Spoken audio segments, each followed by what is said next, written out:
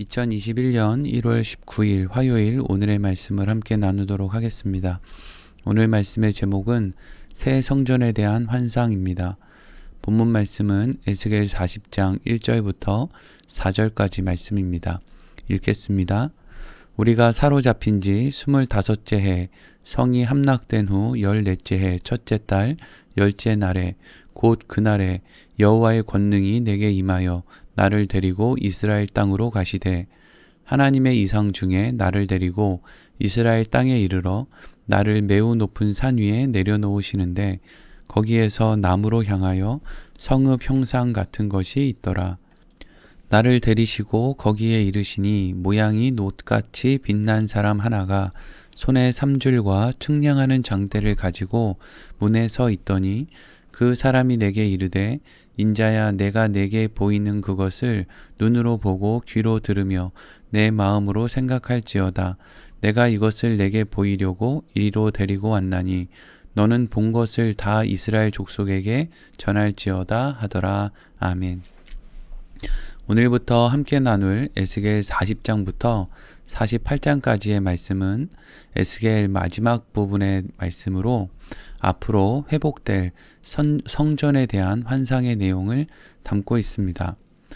에스겔서의 말씀을 처음 시작할 때 먼저 말씀드린 것과 같이 우리가 성경에 기록되어 있는 환상에 대한 말씀을 볼 때 늘 잊지 말아야 하는 것 가운데 하나는 하나님께서는 분명한 말씀이 아니라 환상을 통해서 어떠한 것을 보여주실 때에는 우리는 그것을 통해서 어떤 세세한 부분까지 다 알 수가 없다는 것입니다. 만약에 하나님께서 그 세세한 부분을 우리가 알길 원하신다면 아마 분명한 말씀으로 가르쳐 주셨을 겁니다. 그런데 하나님께서는 환상을 통해서 보여주시는 이유가 있고 환상을 통해서 하나님께서는 전체적인 어떤 의미, 전체적인 어떤 느낌 이런 것들을 우리에게 가르쳐 주시려고 하는 그래서 대부분의 환상의 내용들은 우리가 무엇을 이루어야 되는 것이 아니라 하나님께서 이러한 일을 하실 것인데 그러한 일을 하나님이 하실 것이라는 것에 대한 어떤 전체적인 어떤 경험, 전체적인 느낌 이런 것들을 우리가 알기를 원하시는 그런 마음으로 환상을 보여주신다는 것을 우리가 좀 먼저 알아야 될 겁니다. 특별히 오늘은 앞으로 회복될 성전에 대한 말씀으로 들어가기에 앞서 하나님께서 왜 에스겔 선지자에게 앞으로 회복될 성전의 모습에 대해서 말씀을 하시게 되었는지 그 동기에 대해서 우리가 하나님께서 이러한 이유 때문에 이 대목에서 이런 말씀을 하신 것이겠구나 라고 하는 어떤 그러한 생각을 좀 나눠 보도록 하겠습니다. 오늘 말씀이 이렇게 시작됩니다. 1절 말씀입니다. 우리가 사로잡힌 지 25째 해 성이 함락된 후 14째 해 첫째 달 10째 날에 곧 그날에 여호와의 권능이 내게 임하여 나를 데리고 이스라엘 땅으로 가시되 아멘. 방금 읽었던 1절 말씀에서 하나님께서는 에스겔 선지자를 찾아오셨습니다. 그리고 그를 데리고 이스라엘 땅으로 가셨다라고 말씀하고 있습니다. 그런데 중요한 것은 그 때가 언제인지를 분명하게 기록하고 있다는 것입니다. 1절 말씀은 그때가 사로잡힌 지 25째 해 그리고 성이 함락된 후 14째 해 첫째 달 10째 날이라고 기록하고 있습니다. 여기에서 말하는 사로잡힌 지 25째 해라는 것은 에스겔 선지자가 바벨론의 포로가 되어 끌려온 지 25년이 지났다는 말입니다. 또 성이 함락된 후 14째 해라는 것은 예루살렘이 바벨론에 의해서 완전히 파괴되어 나라가 망하게 된 지 14년이 흘렀다는 뜻입니다. 그런데 중요한 것은 이때의 날짜입니다. 이때의 날짜를 성경은 1월 10일이라고 말하고 있습니다. 1월 10일이라는 것은 우리가 사용하는 태양력으로 1월 10일을 말하는 것이 아니라 당시 유대인들이 사용했던 유대력으로 1월 10일을 말하는 것입니다. 하나님께서 이스라엘 백성들이 애굽에서 종살이를 할 때 모세를 통해서 그들을 출애굽시켜 주시게 되는데 이때 하나님께서는 출애굽하는 그 달을 유대력으로 1월 1월로 삼을 것을 명령하셨습니다. 출애굽기 12장 1절과 2절에 이렇게 기록되어 있습니다. 제가 읽겠습니다. 여호와께서 애굽 땅에서 모세와 아론에게 일러 말씀하시되 이 달을 너희에게 달의 시작 곧 해의 첫 달이 되게 하고 아멘. 그래서 하나님께서는 출애굽하는 이스라엘 백성들에게 그 달을 출애굽하게 된 그 달을 다시금 1월로 정하라고 명령을 하셨는데 그렇기 때문에 태양력에서 7월 달이 유대력으로는 1월 달이 되는 겁니다. 근데 지금 에스겔 선지자는 1월 유대력으로 1월을 얘기하고 있는 것이죠. 그런데 이 1월 달에는 중요한 절기가 있는데 그것이 바로 6월절입니다. 이스라엘 백성들이 출애굽할 때 그 달을 1월로 삼는 것, 그리고 그 달에는 6월절이 있는 것, 이게 중요한 것이죠. 유대력으로 6월절은 1월 14일입니다. 그런데 오늘 하나님께서 에스겔 선지자에게 찾아오셔서 새성전에 대한 환상을 보여주셨을 때는 1월 10일입니다. 그러니까 1월 10일은 1월 14일 날 6월절을 지키기 위한 준비 기간이었던 것이죠. 그러니까 하나님께서는 에스겔 선지자가 6월절을 준비하고 있는 유대인들이 6월절을 준비하고 있는 타국에서 6월절을 준비하고 있는 그 기간에 에스겔 선지자를 찾아오신 것입니다. 아마 6월절을 준비하는 에스겔 선지자에게 이런 질문이 있었을 겁니다. 하나님, 우리는 언제 고국으로 돌아가게 되겠습니까? 우리는 언제 고국에 돌아가서 6월절을 지킬 수 있겠습니까? 어차피 6월절과 같이 우리가 바벨론에서 고국에 돌아가는 것이 하나님의 은혜가 아니면 안 되는 것인데 하나님의 은혜로 우리가 좀 속히 돌아가게 해주시면 안 되겠습니까? 바벨론에서 포로로 살아가는 것이 우리에게 무슨 의미가 있겠습니까? 라고 하는 이런 여러 가지 질문들이 아마도 에스겔 선지자에게 있었을 것이고 하나님께서 에스겔 선지자에게 보여주시는 이 환상은 그러한 에스겔 선지자가 가질 수 있었던 바벨론에서 살아가는 포로의 신분으로 살아가면서 6월절을 지키기 위해 준비하고 있는 에스겔 선지자를 향한 또 유대인들을 향한 어떤 그 질문에 대한 답변이 바로 이렇게 새롭게 지어질 성전에 대한 환상을 보여주는 것으로 우리가 볼 수 있습니다.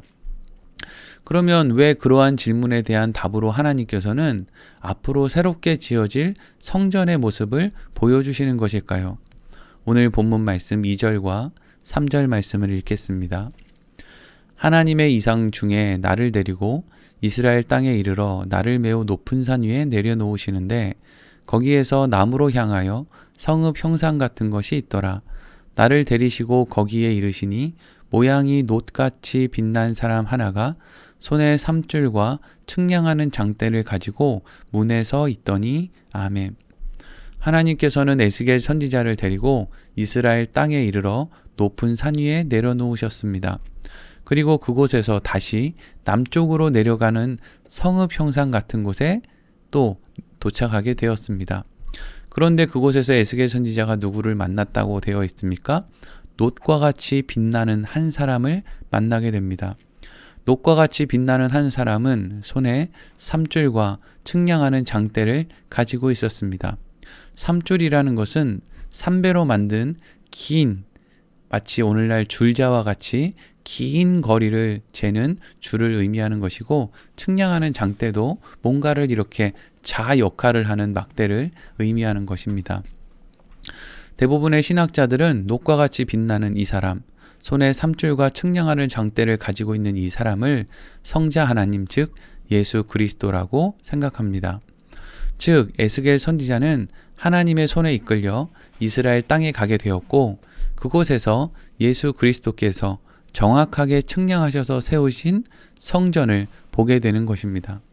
그리고 예수 그리스도께서는 새롭게 지어질 성전의 모습을 에스겔 선지자에게 보여주시면서 무엇이라고 말씀하십니까? 오늘 4절 말씀입니다. 그 사람이 내게 이르되 인자야 내가 내게 보이는 그것을 눈으로 보고 귀로 들으며 내 마음으로 생각할지어다. 내가 이것을 내게 보이려고 이리로 데리고 왔나니 너는 본 것을 다 이스라엘 족속에게 전할지어다 하더라. 아멘. 에스겔 선지자에게 새롭게 지어질 성전의 모습을 보여주시는 예수 그리스도께서 그 모습을 에스겔 선지자에게 눈으로 보고 귀로 듣고 또 내 마음으로 생각하라 라고 말씀하셨고, 또 본 것을 다시 이스라엘 족속들에게 전해 주어라 라고 말씀하셨습니다.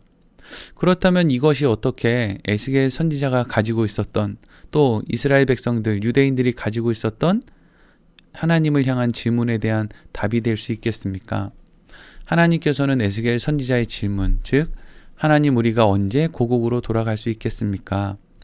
하나님의 은혜로 고국으로 돌아가게 되는 것이라면 속히 돌아가게 해주시면 안 되겠습니까? 라고 하는 그 질문에 하나님께서는 바벨론에서의 시간이 무의미한 시간이 아니라는 것을 말씀해 주시는 것이죠.